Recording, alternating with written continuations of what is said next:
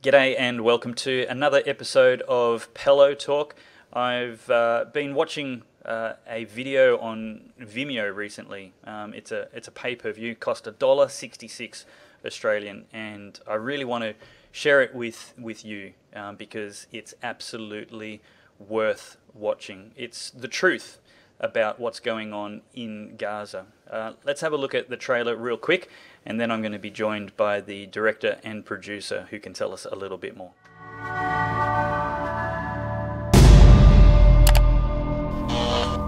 Israel, ancient, the birthplace of Judaism and Christianity. Gaza, a failed state run by a terrorist organization called Hamas, an Islamic extremist group funded by Iran.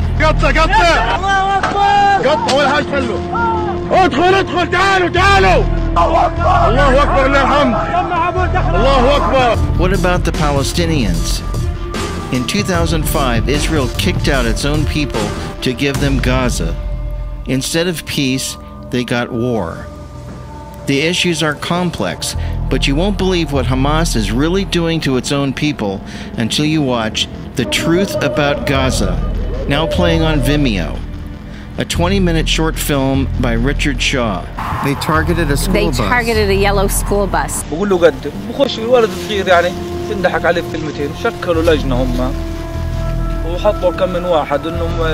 actually had somebody come up to the fence and ask one of the soldiers to shoot him. I'm joined by the writer and producer of The Truth About Gaza, Richard Shaw. Richard, thank you so much for taking the time to tell us about The Truth About Gaza on Pellowe Talk today. No, the pleasure is mine, Dave. Thanks a lot for having me on.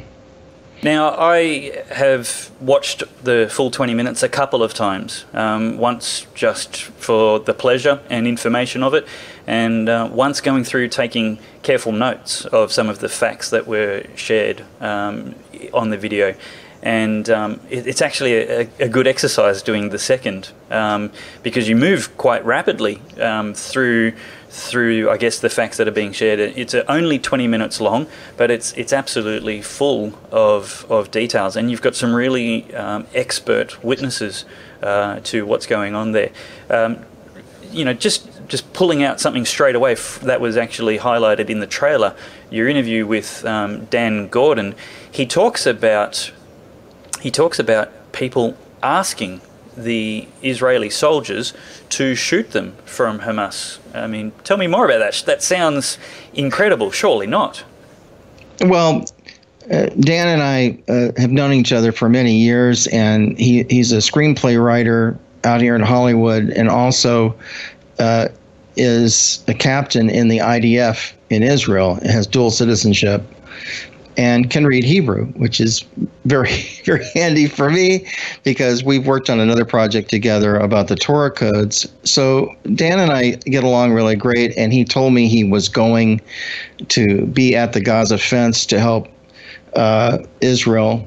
And I said, look, you got to tell me what happened when you get home. And so when he got back, I said, look, I would like to interview you, because I'm just disgusted over the whole mainstream news media's reporting of this, because it's completely twisted and backwards, and it's like they don't want to tell the truth, or they know what the truth is and don't want to say, or maybe they don't even know what the truth is. Mm-hmm. So, to answer your question, I said, how did Hamas get all these people up against the fence and protesting, demonstrating, and violently? Mm-hmm. And he said they paid him. And I said, well, what were the terms? And he said each family that did it got $100. He said, but if you got shot in the process, they would pay you $250. Wow. So I'm going, well, that kind of answers a few questions, because there's no jobs in Gaza. There are very few. There used to be before Hamas came in and took over. But, Gaza could have been like a tourist resort at one time. It was really a beautiful place. Yeah. And back before Yasser Arafat caused problems. And this was like, just before the year 2000. Palestinians were coming into Israel to work and getting paid. Yeah. They get paid and then go back and hang out on the beach at their house on the Gaza Strip. Yeah. And everything was fine. There was none of this. And then, Arafat created a problem, and they started to have problems in Israel with the Palestinians coming in and blowing themselves up. You probably remember this back in 2004. There were a lot of suicide bombers and all of that. So they built a big fence. Yep. And then Ariel Sharon, who at the time was over Israel, actually kicked the Israelis out that lived in the Gaza Strip. This was in 2005, and gave it to the Palestinians. Desperate for peace. Now, desperate for peace. It's not the first time, and it wasn't the last time that land was conceded by Israel in the hope of Sinai was given to Egypt. Yeah, Sinai was given to Egypt back in the 70s for the same reasons. With Egypt, it seemed to work, but not for the Palestinians. It's just made the situation much worse. Now, Captain Dan Gordon was very specific. He said when these people came up and asked to be shot, they said, please just make it a flesh wound. Be careful not to hit the bone. Right. Because we want the $250. Real specific how they wanted to be shot. It's just, and of course they didn't shoot them, but Well, that's good. It's terribly sad that things are so bad in Palestine, in Gaza, that that people are wanting to essentially cooperate with these Hamas propaganda efforts, either out of fear or cash incentivization. To what degree do you think the media, rather than Israel, are complicit in the deaths and injuries going on, every time there's a protest or a terrorist, incident that Israel has to defend its citizens against? Well, it's like in my film, I mentioned that, out here in the States, Yahoo disseminates a lot of news, and they're just one of many of these mainstream news media that misreport the whole situation. And they were saying Israel, killed 60 Palestinians, as if Israel is just like, having a turkey shoot of some sort. And it's just not true. And when it really came down to it, Hamas actually corrected the media, said, no, 50 of those were Hamas martyrs, which meant they're Hamas terrorists. Yeah, it's amazing they didn't. It's quite revealing that they didn't say there were 60 martyrs. They differentiated between the people that were killed and the people that were actual militants that were killed out of those that were protesting there.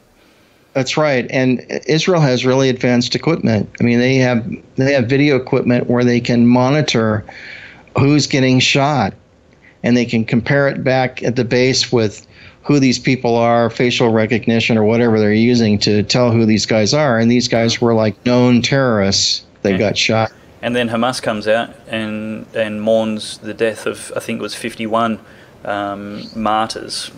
Wow, that's. And those were the guys that were shooting live grenades at the IDF and shooting live ammo at them. And basically, we show that in the film that they're shooting back. So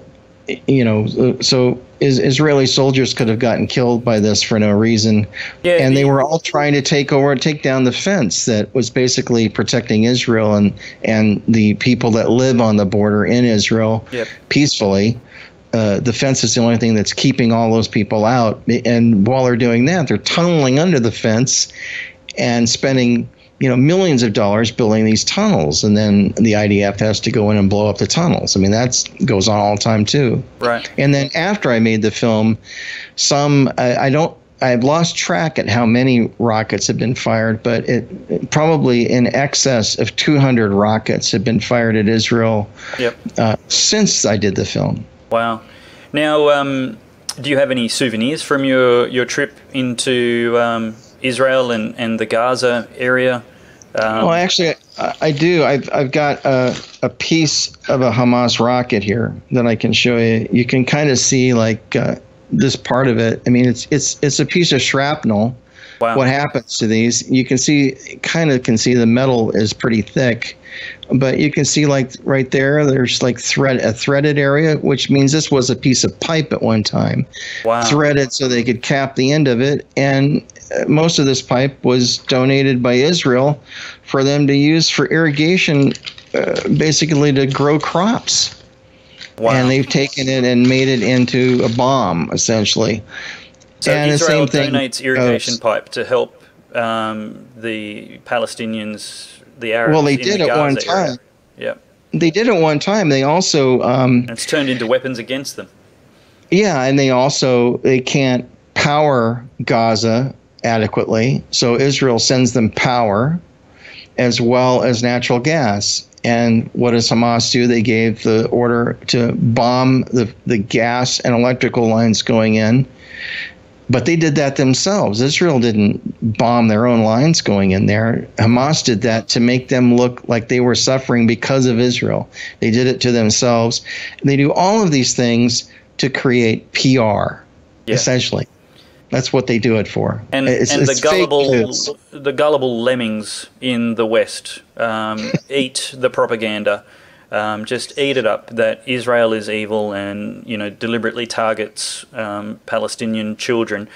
Meanwhile, their own government, the ruling party, Hamas, are actually turning irrigation pipes into weapons against Israel, are blowing up the humanitarian aid sent by Israel in the form of electricity, which the Hamas government can't provide. They seem much more concerned and occupied with the destruction of Israel and Israeli citizens than the development or protection of the residents of Gaza or their citizens. Well, that's their whole thing. They're teaching people to hate Israel, to hate the Jews, and to kill them at any opportunity. And you actually the whole idea of, sorry, keep going. I was just going to say briefly, the term Palestinian is even wrong. That's right. The Palestinians are actually Arabs. That's right. The real Palestinians were Jews a long time ago. And the Palestinians that are in Gaza now were from Saudi Arabia and Jordan and some of the local Arab states. Yep.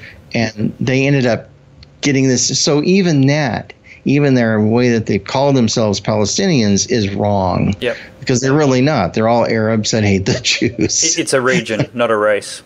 Yeah. So I was going to mention one of the people you interview in your documentary, a gentleman by the name of Shai, who is that the way you pronounce it? Yeah, Shai Hermesh. Shai Hermesh. He used to be an IDF paratrooper, was also a member of the Knesset previously, which is the Israeli parliament.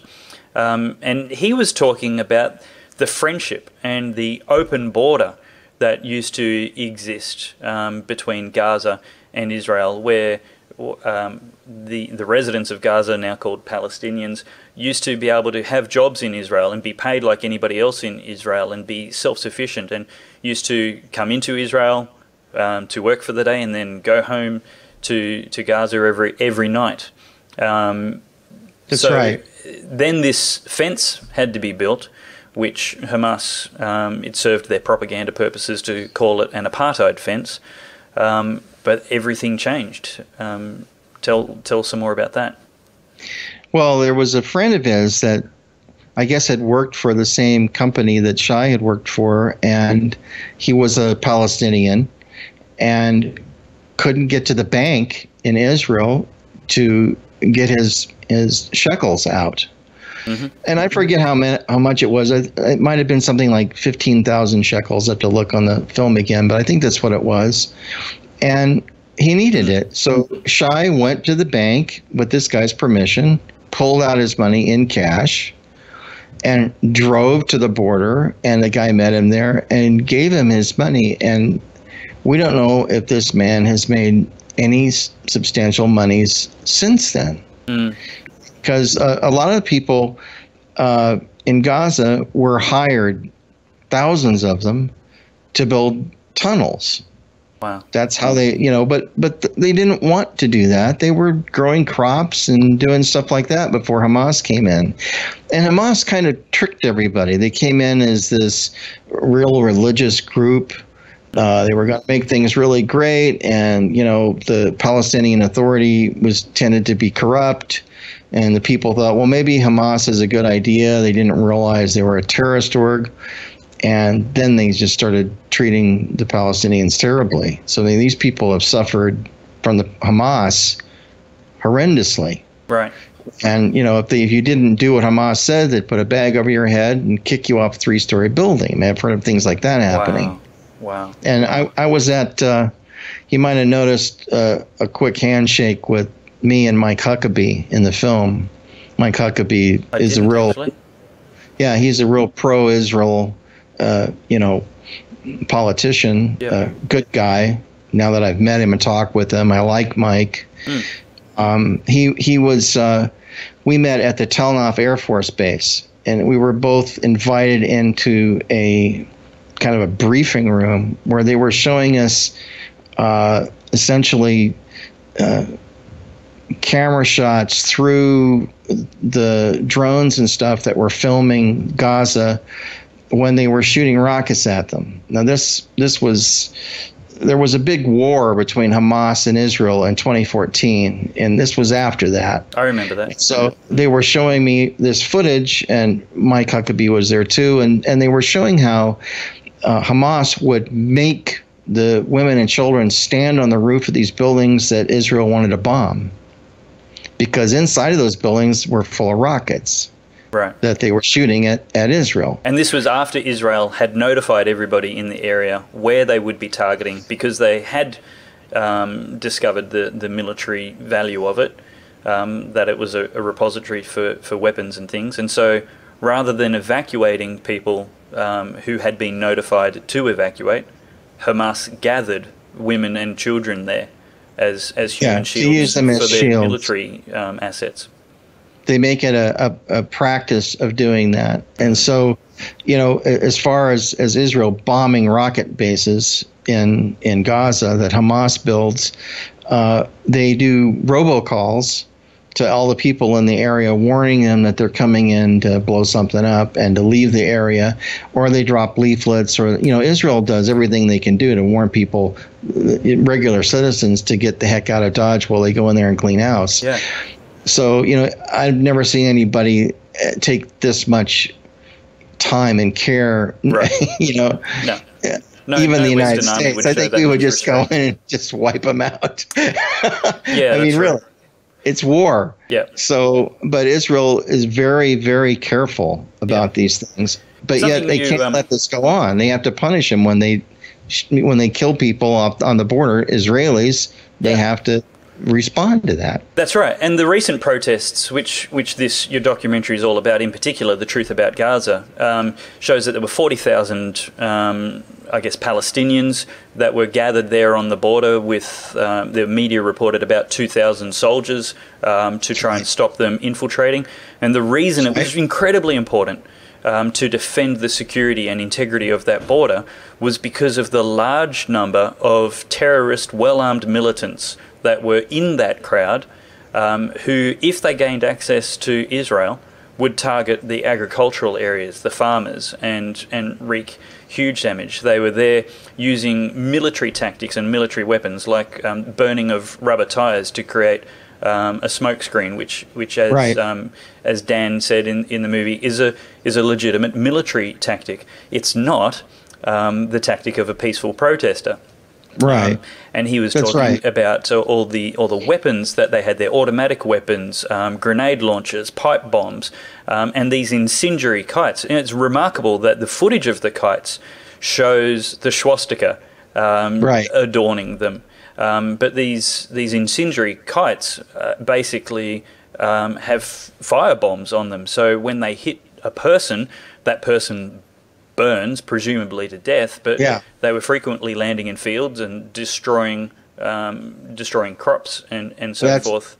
That's right, Dave. And after I finished the film, that got a lot worse. Wow. And so there's been hundreds of acres destroyed from those things. So now the IDF has had to go out and actually shoot people that were launching them because it was doing so much damage into Israel. Yep. And it's like there's one guy in the film. Any nation would defend its border the same way against such an immense threat. And Dan actually wrote a story that parallels this. Like, what would we do if the drug lords in Mexico were attacking San Diego? Right. Because we know they've already built tunnels into California, and we're just not.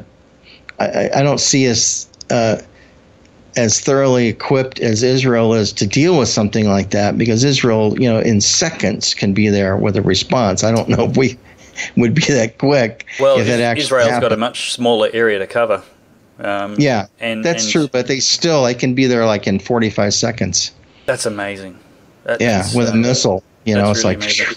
I think one of the facts that amazed me, simply because I just wasn't aware of it. I mean, I believe in border integrity, border security.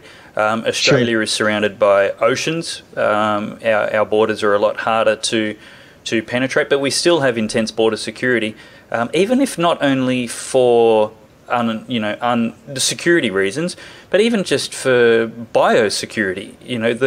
The threats to agriculture by introducing diseases that we don't have to combat here could wipe out whole industries of agriculture and have devastating effects on the economy and food production capabilities of our nation. But Trump's talking about building a wall to maintain the security and maintain law and order and be able to enforce laws properly and decide who comes and who goes. But on Israel's border, there were daily suicide bombings and drive-by shootings subsequent to the ascent of Hamas to the government in the Gaza region. But this security fence was the solution. It wasn't a racist, bigoted, hateful apartheid, as Hamas likes to paint it.